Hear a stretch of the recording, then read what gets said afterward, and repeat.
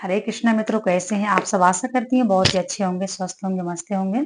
आज हम बात करेंगे श्रीमद् भागवत गीता के कुछ ऐसे ज्ञान जो मनुष्य के जीवन में अवश्य उतरना चाहिए। और श्रीमद् भागवत गीता कर्म का सिद्धांत है। श्रीमद् भागवत गीता में जो भी कहा गया है मनुष्य के हितकर है, इसलिए श्रीमद् भागवत गीता का कोई अंत नहीं है, उसमें ज्ञान का कोई अंत नहीं है। ज्ञान का भंडार है श्रीमद् भागवत गीता। और विशेष जानकारी के लिए हम बता दें कि श्रीमद् भागवत गीता जिस घर में होती है उस घर में कभी नेगेटिव ऊर्जा नहीं प्रवेश कर सकती है और भगवान कृष्ण का निवास होता है, क्योंकि भगवान कृष्ण स्वयं कहते हैं कि जहाँ गीता है वहीं मेरा निवास है। तो जिस घर में श्रीमद् भागवत गीता होती है उस घर में भगवान श्री कृष्ण का निवास होता है, ऐसा भगवान श्री कृष्ण स्वयं कहते हैं। तो आइए जानते हैं श्रीमद् भागवत गीता में क्या कहा गया है। देखिए, हम कितना जिए इसका महत्व नहीं है, हम ज्यादा जिए या कम जिए इसका तो कोई महत्व नहीं है, परंतु हम कैसे जिए इसका महत्व है। हम अपने जीवन में क्या अच्छा किए और क्या बुरा किए। मान लीजिए हमने अपने जीवन में बुरा ही बुरा किया, कभी अच्छा नहीं किया, तो उसका कोई महत्व नहीं है, परंतु हमने अच्छे कर्म करके थोड़ा ही जी लिया, उसका बहुत बड़ा महत्व है। क्योंकि हमारे मरने के पश्चात भी दुनिया हमारे नाम का यश गाएगी कि वे बहुत अच्छे थे, उनके कर्म बहुत अच्छे थे। इसलिए हम कितना जिए इसका महत्व माना गया है। बोलना सब जानते हैं, लेकिन कब और कैसे बोलना और कहाँ क्या बोलना चाहिए और कितना बोलना चाहिए यह कोई नहीं जानता। तो श्रीमद् भागवत गीता में ऐसा ज्ञान बतलाया गया है। अन्याय से कमाया गया जो धन होता है, इसीलिए हम कहते हैं कि अन्याय से कभी नहीं कमाना चाहिए। किसी का अगर दिल दुखा के हम कमाते हैं तो वह कभी फलता नहीं है, वह कुछ दिन में चौगुना होकर के निकल जाता है। अन्याय से कमाया गया धन 10 वर्षों तक ही ठहरता है तथा 11वें वर्ष से वो धन ब्याज सहित नष्ट हो जाता है। अब वो कैसे नष्ट होता है? मान लीजिए कभी हमने किसी के साथ कोई बेईमानी करी, किसी का हमने दिल दुखाया और ज्यादा कमा लिया और उसके पश्चात हमने वह पूंजी जमा कर लिया। अब हमारे पास कोई ऐसी कोई विपत्ति आएगी 10 वर्ष 11वें वर्ष में, ताकि वो उससे चौगुना लेकर के चला जाएगा। कोई हारी बीमारी आ गई, कोई परेशानी आ गई, तो वह पैसा चला गया।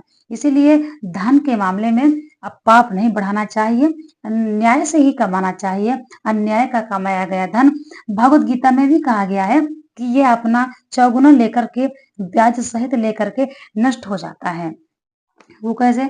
मान लीजिए हमने किसी का पैसा ब्याज पर लिया है, तो जब तक हम उसका पैसा अपने पास में रखेंगे उतनी हमारी ब्याज बढ़ती है। तो बिल्कुल उसी तरीके से जिसका भी हम पैसा खाते हैं और अपने घर में रखते हैं उसका पैसा चौगुना होकर निकलता है, उसका ब्याज सहित चला जाता है। अब दूसरी बात है, क्रोध को शांत करने का उत्तम तरीका क्या है। जब हमारे घर में कोई सब बात होती है, हम बहुत कभी कभी आपा खो बैठते हैं, हमको क्रोध आता है, तो इसका उत्तम तरीका क्या है? तो दोस्तों, सबसे उत्तम तरीका है, ये हमारे शास्त्रों में बताया गया है कि क्रोध को नष्ट करने के लिए मौन धारण कर लो। नहीं बोलना है तो क्रोध क्या करेगा? इसीलिए क्रोध को शांत करने के लिए जो सबसे उत्तम तरीका है वह हमारे शास्त्रों में मौन बताया गया है। लोभ करो लेकिन भागवत भजन का। अब देखिए क्या कितनी अच्छी बात कही गई है कि हमको किसका लोभ करना है? भागवत भजन का, क्योंकि ये परलोक तक जाएगा और हमारा यहाँ का तो हमारा सब कोई साथी है, हमारे सगे संबंधी है, भाई बंधु हैं, नाती पोते हैं, बच्चे हैं, कौन नहीं है। तो यहाँ तो हमारा कोई सहायता देगा, परंतु जब हमारी मृत्यु हो जाएगी तो हमारी जीवात्मा के साथ कोई जाने वाला नहीं है, इसीलिए हमें कोई साथ नहीं देगा। तो हमको भगवत भजन का लोभ अवश्य करना चाहिए। मनुष्य के हृदय में देवता कभी कभी ही जागता है, लेकिन पशु तो हर समय जागता रहता है। अब यह बात सत्य है, हम दान पुण्य धर्म दूसरों की सेवा कभी कभी करते हैं, परंतु क्रोध तो हमको हमेशा आता है। तो ये मन है, मन को कंट्रोल करना चाहिए। इसीलिए अपने मन को कंट्रोल जो व्यक्ति रखता है वो बहुत सुखी रहता है।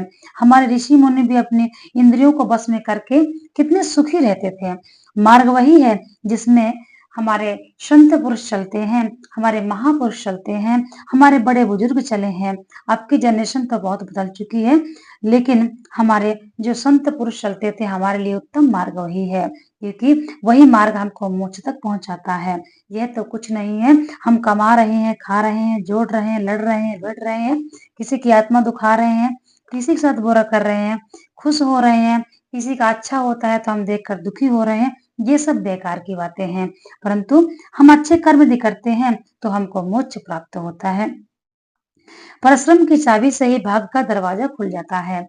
देखिए, अब बैठे-बैठे किसी को कुछ नहीं मिलता है, परिश्रम करना पड़ता है। परिश्रम करने से ही हमारे पास होता है। यदि हम समय से ड्यूटी जाएँगे और हम नियमित रूप से ड्यूटी जाएँगे, हम नियमित रूप से अपना एक एक नियम बना लेंगे कि हमको रोज़ ड्यूटी जाना है, हमको कार्य करना है, तो परिश्रम करना पड़ेगा, वही हमारा भाग्य खुल जाएगा। इसीलिए परिश्रम करो और अपने भाग्य का दरवाजा खोल लो। ठीक है? भूल करना मानव का स्वभाव है। क्यों? मानव भूल कर सकता है। मानव भूल गलती कर सकता है, ऐसा नहीं है। क्यों? परिपूर्ण मनुष्य नहीं है। परिपूर्ण तो सिर्फ ईश्वर ही है, हैं? ईश्वर ही परिपूर्ण है। मनुष्य तो अपूर्ण है, मनुष्य तो अल्पज्ञ है, मनुष्य से गलती हो जाती है। हमसे और आपसे हमेशा गलतियाँ होती हैं, निमित्त गलतियाँ होती हैं, लेकिन उसे स्वीकार कर उसमें सुधार करना मानवता है। यदि कहते हैं गलती करना पाप नहीं है, परंतु गलती करके उसको ना मानना बहुत बड़ा पाप है। इसीलिए उसको समझना चाहिए और उसका सुधार कर लेना चाहिए। अन्यथा की हुई भूल कर्ता को निगल जाती है। इसीलिए कहते हैं यदि हमसे कभी कोई गलती हो जाती है तो हमको सहसा अपनी गलती स्वीकार करना है और उस पर हमें सुधार करना है। ऐसा नहीं है, गलती तो भगवान से भी होती है। भगवान भी गलती करते थे और पृथ्वी लोक में आकर के अपना पाप उतारते थे। मान लीजिए भगवान से कोई गलती हुई, किसी का श्राप लगा, किसी ऋषि ने, नारद जी ने भी श्राप दिया था भगवान विष्णु को, तो इसी प्रकार से ये बात ध्यान देने योग्य है। तो गलती को मानना चाहिए क्योंकि हमारे साधु संत, हमारे ऋषि मुनि, हमारे बड़े बुजुर्ग, हमारे देवता, हमारे शास्त्रों में भी हमको यही प्रमाणित मिलता है कि गलती को मानो और उसको स्वीकारो। इसमें आपका कोई छोटापन नहीं है, इसमें आप महान बनते हो। सच लगने जैसा झूठ बोलना भी एक कला है, पर ऐसा कलाकार स्वयं डूबने से पहले अनेकों को डुबा जाता है। अब कभी-कभी घर में कोई इतना चालाक व्यक्ति होता है, जो अक्सर चालाकी करता है और घर वाले बड़े खुशी होते हैं, या कोई-कोई अपने बच्चों को सिखाते हैं चालाकी करो, झूठ बोलो, ये बोलो, वो बोलो, चालाक बनो। तो ऐसा नहीं है कि कभी-कभी ऐसा होता है कि घर वालों को भी मुश्किल पड़ जाता है। इसीलिए इन बातों का बहुत ध्यान देना चाहिए।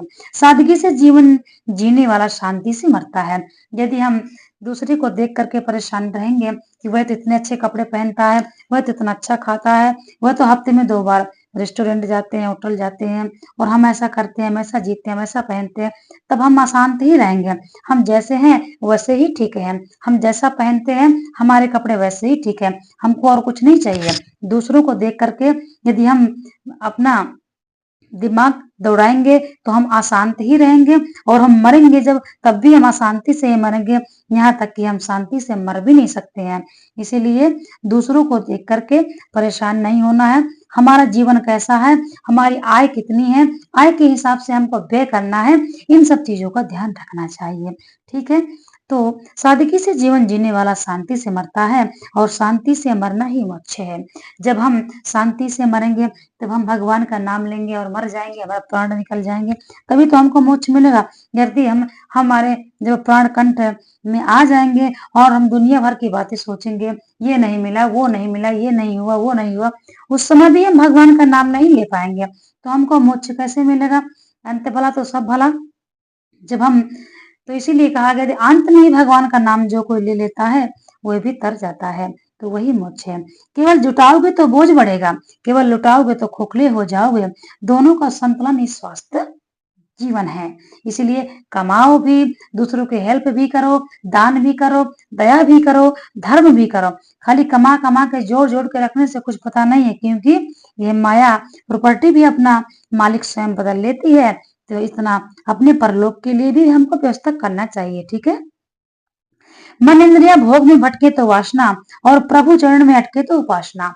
अब देखिए हमको मन और इंद्रियों को बस में अवश्य करना चाहिए और भगवान के चरणों में यदि हमारा ध्यान है, मन इंद्रियाँ हमारी भगवान की तरफ भग रही हैं, भगवान की पूजा करने का मन हो रहा है, भगवान का नाम जप का मन हो रहा है, यज्ञ का मन हो रहा है, कथा करने का मन हो रहा है और गीता पढ़ने का मन हो रहा है, रामायण पढ़ने का मन हो रहा है, तो समझिए ये हमारी उपासना है।